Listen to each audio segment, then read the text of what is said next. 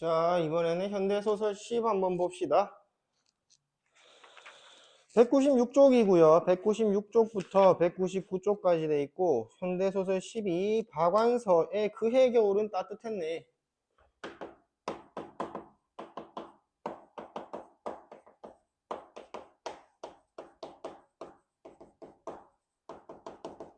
제목만 보면은 뭐 되게 따뜻할 것 같은데, 그지?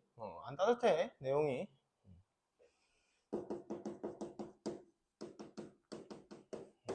박완서 작가고, 199쪽에 보기가 있으니까 봅시다. 소설 그해 겨울은 따뜻했네는 전쟁 후를 살아가고 있는 수철, 수지. 그래서 시간은 전쟁 후다. 전쟁은 6.25 전쟁이겠지. 여기에서 이제 수철이하고 수지가 등장을 하고 오목이가 등장을 하는데 본명은 수인이. 그래서 숫자 돌림이네. 수철, 수지, 오목 3남매의 삶을 통해서 전쟁으로 인한 상처가 개인의 삶에 들이우는 그늘, 여기서 그늘을 의미하는 거예요. 여기서 오목 수인이 죽어요. 1960에서 70년대 서울에서는 파괴된 도시가 복구되고 산업이 발전하면서 안정과 풍요를 추구하는 중산층의 소시민들이 생겨나고 있었다. 그래서 중산층 소시민 수철하고 수지를 말할 거예요. 수철하고 수지. 전쟁의 상처가 여전히 남아있음에도 불구하고 자신의 안위 유지나 출세를 위한 경쟁에 몰두했다. 유산을 물려받아가지고 부유하게 살아가고 있는 수철이. 그래서 수철이랑 수지는 아버지가 물려주신 부동산, 유산 덕분에 부유하게 살아가고 있어. 그 다음에 수철이는 이제 동생인 수지를 잘 돌보고 있어요.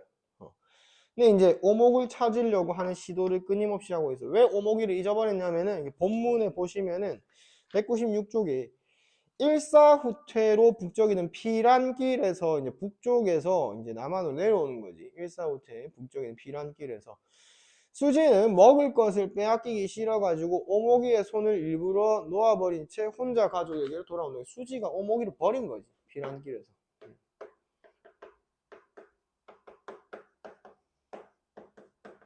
왜? 내 먹는 거 뺏기기 싫어가지고. 피란길에서 버렸어. 동생을 버렸는데 뭐야, 이 수철이가 이제 찾는단 말이야. 근데 진짜로 오목이 찾아. 근데 이제 찾는 행위가 이중적으로 드러나지. 겉으로, 그다음에 속으로. 자, 겉으로는 오목을 찾으려고 하는 시도를 하고 있어. 그래서 겉으로는 가족을 찾는 척.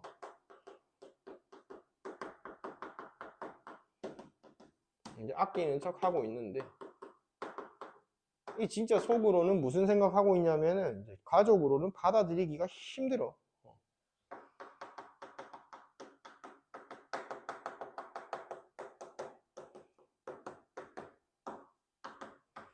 왜 가족으로 받아들이기 힘들어 하냐면은 아버지한테 물려받은 재산이 있잖아. 나눠줘야 되잖아, 찾으면.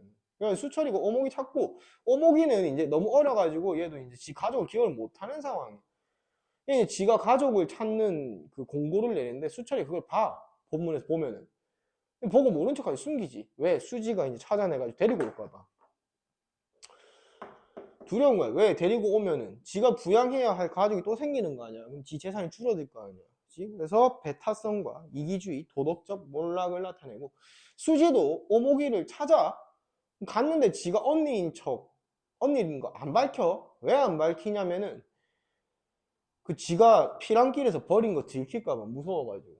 이제 몰래 도와주는 척. 그 다음에 수철이도 이제 뭐 오목이한테 숨기고 이제 지가 막 이렇게 독지가인 척 한단 말이야. 독지가라고 하면 이제 재산이 많아가지고 도와주는 사람인 척 해서 이제 간접적으로 도와주는데, 수지가 진짜 못된 게, 오목이가 수지 지 전 남친이랑 좀 이렇게 썸 타려고 하니까 방해하고, 이 오목이가 누구랑 결혼하게 되냐면 이제 같은 고아원 출신의 어떤 그 보일러공이랑 결혼을 하게 되는데, 이제 이 남자 새끼가 쓰레기지. 오목이가 애 낳았는데 이제 지 애 아닌 것 같다고 맨날 패고 막 이러는 거야. 그러다가 이제 수지가 또 어느 날 발견하게 되고, 예, 오목이가 부탁하지. 우리 남편 중동 좀 보내줘. 수지가 그 부탁 들어준단 말이야. 근데 오목이는 결론적으로 가난 때문에 결핵으로 쓰러져서 죽는다. 죽었는데 수지는 그 옆에서 이제 죄를 고백하는 거지. 동생아 미안해. 이게 뭐 개쓰레기 같은 인간들이 나오는 거지. 그지? 그래서 그 해 겨울은 따뜻했네 해서 그 해라는 거의 의미가 이제 수지가 수인이를 버리던 그 과거의 겨울이면 따뜻한 애는 뭐겠어? 반어겠지, 그지? 근데 그 해가 만약에 현재다. 현재라고 하면 이제 이게 현재의 겨울. 그 따뜻한 애는 저 수지가, 저 수인이한테 이제 죄를 고백하는 걸 통해 가지고 이제 죄를 고백하고 뉘우친다. 그래서 공동체를 회복하고 있다. 그래서 따뜻하다.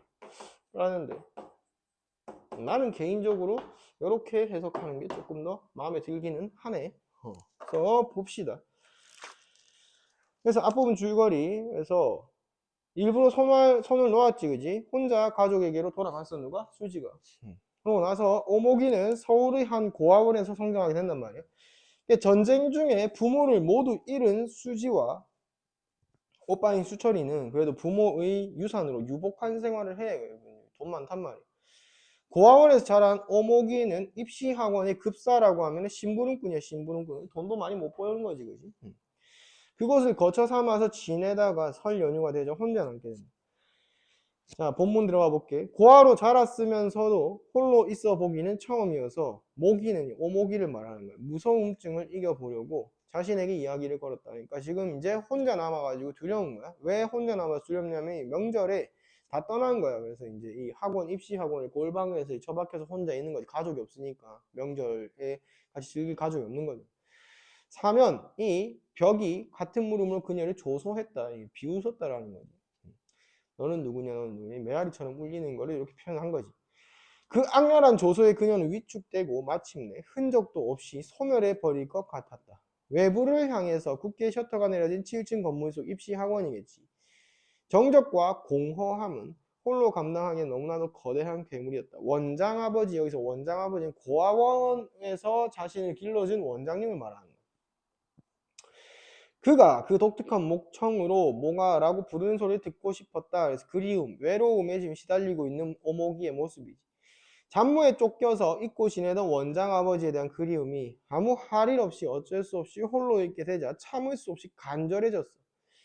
지금보다 훨씬 어린 나이에 그 이름을 악착같이 움켜쥐고 있다가 이름으로 자기를 주장할 수 있었다는 게 얼마나 눈부신 자존심이었던가를 이제 알 것 같았다. 연휴 이틀째 되는 날 모기는 원장 아버지를 찾아보기 위해서 영광학원을 벗어났다. 일찍 돌아오도록 해 미스 워. 별 볼 일 없이 시내 싸돌아 다녀봤자 지갑만 호룩해지지. 돈만 쓴다. 이득될 거 하나도 없으니까. 나이가 지긋한 수의 영감이 생각해서 해주는 소린데도 모기가 듣기에는 니 따위 고아가 외출해 봤댔자 돈 쓸 일밖에 갈 데가 있겠느냐라는 비아냥거림으로밖에 들리지 않았다. 앞에서 보면은 위풍당당한 7층 건물이지만 뒷문 밖은 생전 볕이 안 되는 음험하고 더러운 뒷골목이었다. 왜? 7층 건물이 가리고 있는 거잖아.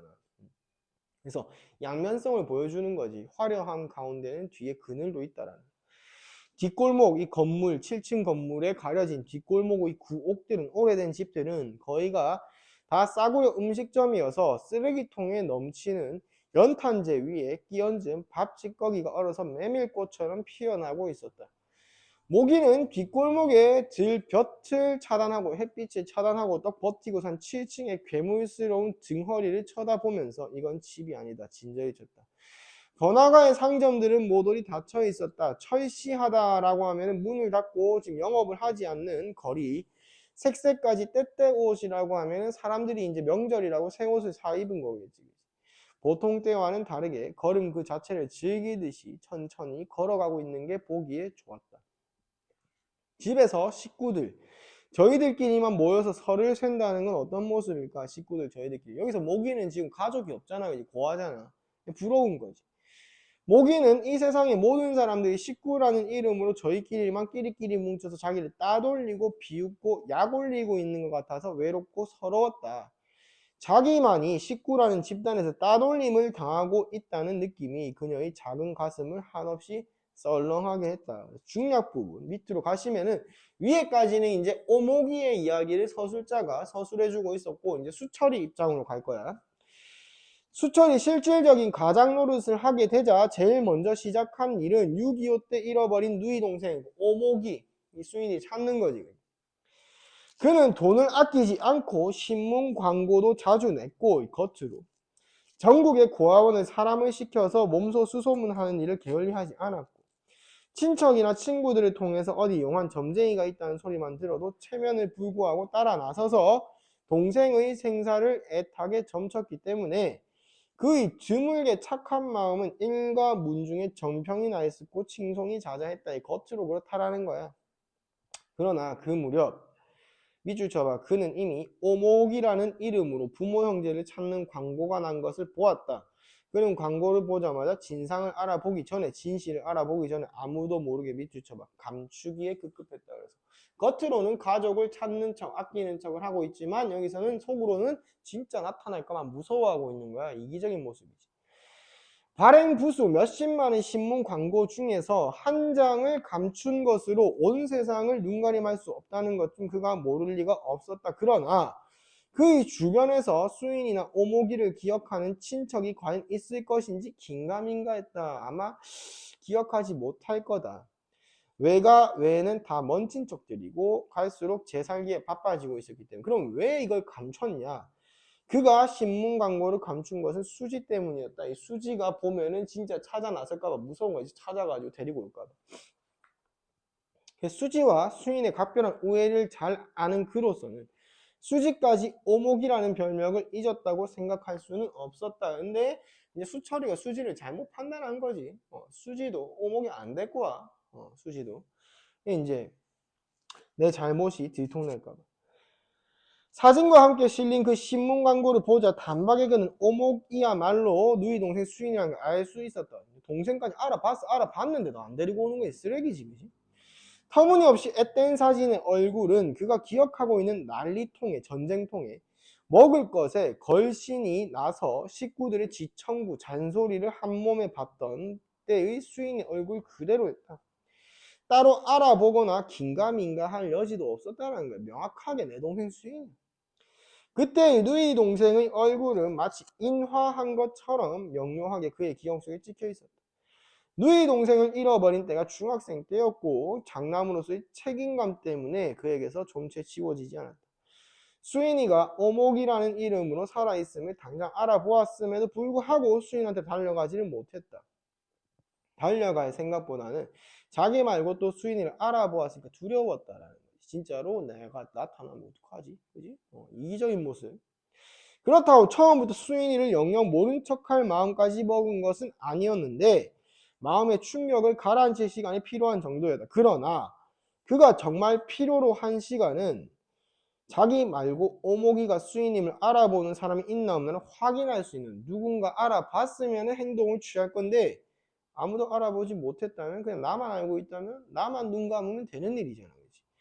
만일 그런 일가 친척이 있어서 그에게 제보를 해준다면 그때 가서 금시초문인 척 처음 듣는 척 하면서 누이를 찾아 나섰는다. 그러니까 지금 굳이 가가지고 데리고 올 필요 없다라는 거야. 다행스럽게도 밑줄 쳐보 누구의 마음에 수철이. 그치? 다행스럽게도 그런 제보를 해준 사람이 나타나지 않았다. 수인이를 알아본 사람이 아무도 없다. 그 말인즉슨 뭐? 나만 알고 있다. 데리고 올 필요가 없다. 안도지그시. 이상가족 찾기 운동이 전국적으로 활발한 때라 수철이의 갸륵한 마음을 위해 그런 기사나 광고라면 빠뜨리지 않고 훑어보았노라는 사람까지도 누이 동생은 이제 죽은 셈 치는 위로의 말을 해줄 정도였다. 아무도 못 알아봤다. 그러나 오목이가 수인임을 알 사람은 천지간에 수철이 하나밖에 없는지도 몰랐다. 오직 자기만이 오목이의 정체를 알고 있다는 데 자신이 생길수록 오목이를 찾아 나서기를 망설이게 됐다. 그래서 오목이를 오목인 채로 내버려 둔들 어떠랴 밑줄 쳐보고. 그러니까 오목이는 지금 어릴 때니까 지 이름도 기억 못하고 가족도 기억을 못하는 것 같단 말이야. 그러면 이제 걔를 그냥 그 상태로 두면 된다고. 내가 굳이 찾아와가지고 얘의 기억을 되살려 줄 필요가 없다고.